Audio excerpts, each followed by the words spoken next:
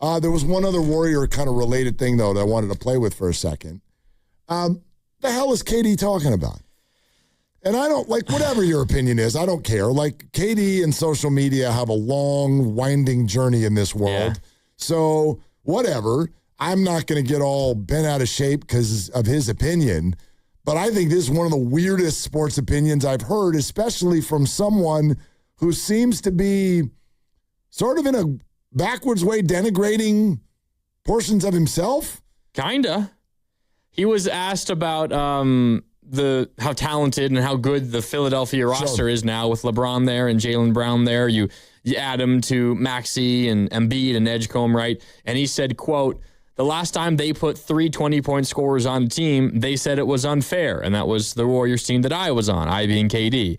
He then said, quote, they now got 4 25-point scorers on this team, so hell yeah, I think they're going to be a contender. It's going to be League Pass worthy. And then later on Instagram, responding to a post that was talking about if the Sixers are better than the KD Warriors, he wrote, quote, it ain't close, LMAO. Joel, MVP recently. Jaylen Brown, recent finals MVP. Tyrese Maxey, all-star the last 3 years. We all know what Bron does. Klay Thompson, never an MVP candidate in nothing, 22 points per game. Draymond, 14 points per game, 7 rebounds, 6 assists. Steph, a MVP, just like Joel was. I don't get how the Warriors team is better on paper. End quote from Kevin Durant. Well, he's leaving out, first and foremost, that he was on it. Yeah. So there's that, and he's also an MVP. Yeah. So that would be my first response. Second of all, Kevin Durant is playing fantasy basketball. This is NBA 2K. This is an open and shut case for anybody who's bothered by this. The Philadelphia 76ers have a bunch of talented players this year. They've all been thrown together. We have absolutely no idea how they'll perform together. They don't know one another. They don't know the system they're running. Kevin Durant joined a team that had already won a championship. Kevin Durant joined a team that won 73 basketball games. It was the most well-oiled machine I've ever seen. And beat him. On a basketball court. And then it added him. He's right. This isn't even close. It's the other way. And LeBron, you're acting like he's 28. Yeah, he's 42. Yeah. I mean, what a wild statement. And that's actually, of all the Draymond things that he put out, that was my favorite. I think his quote was, Slim thought he was on his burner. Yeah. That's a funny quote. Yeah. That's a funny response. And Klay Thompson posted a graphic of KD's response on IG. He posted it to his Instagram story and wrote, hey, man, you good at Easy Money Sniper? What you using my full government for? Yeah. In other words, why am I catching strays here? KD wrote, Klay Thompson, never an MVP candidate in nothing. 22 points per game. I mean,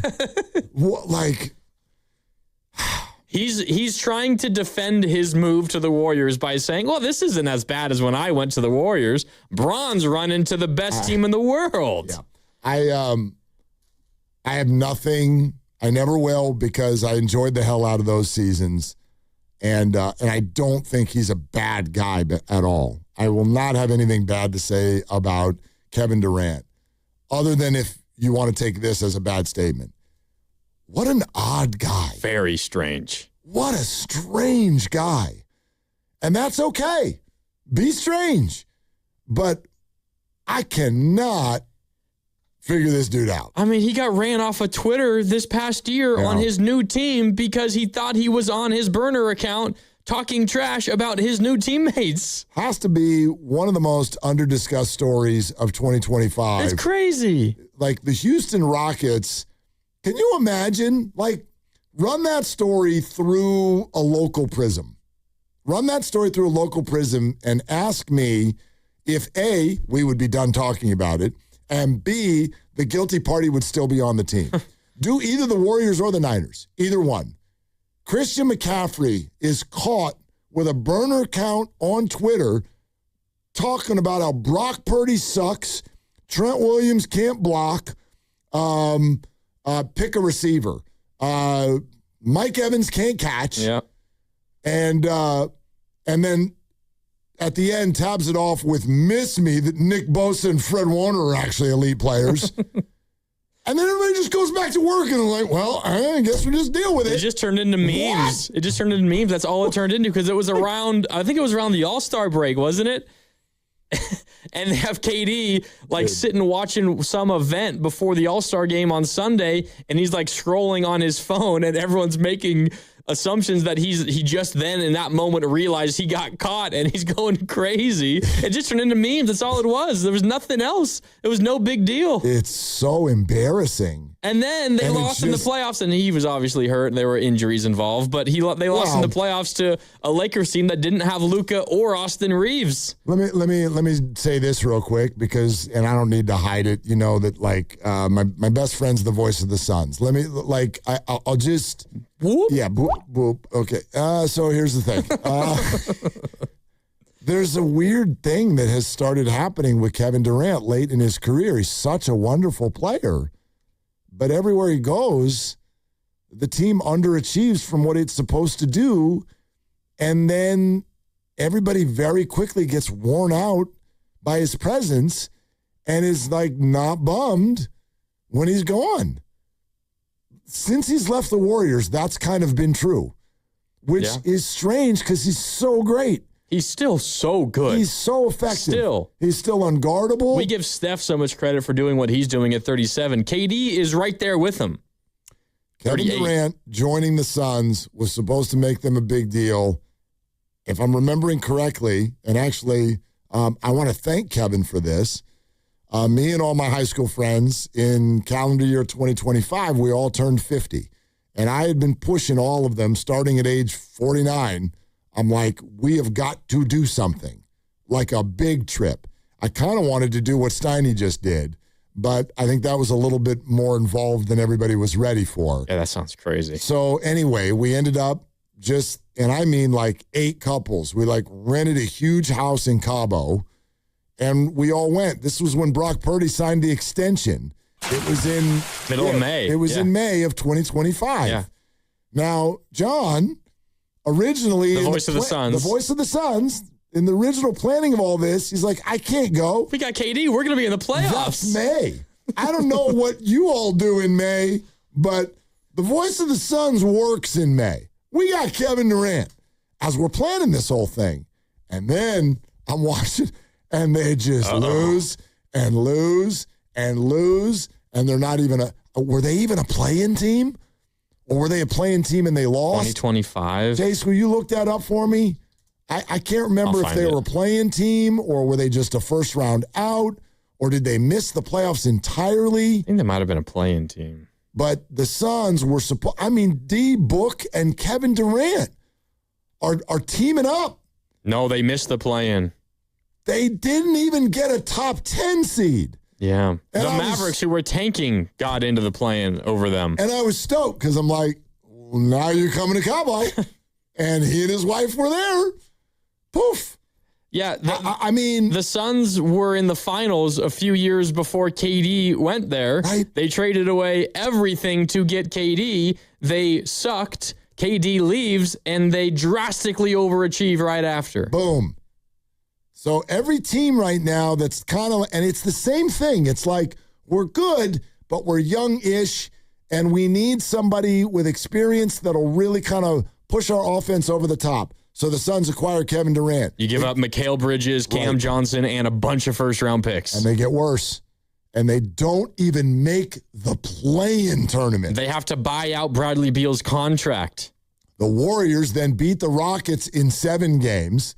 And the young Rockets are sitting there going, damn it, you know what we need? A scorer. We need a scorer who's experienced. We need some adults. We need a little hair on our chest. We get Kevin Durant, and you're still a first round out. You give up Dylan Brooks. You give up, who else did they give up? They gave up, what's his name on the Jaylen Green and a bunch of picks, too.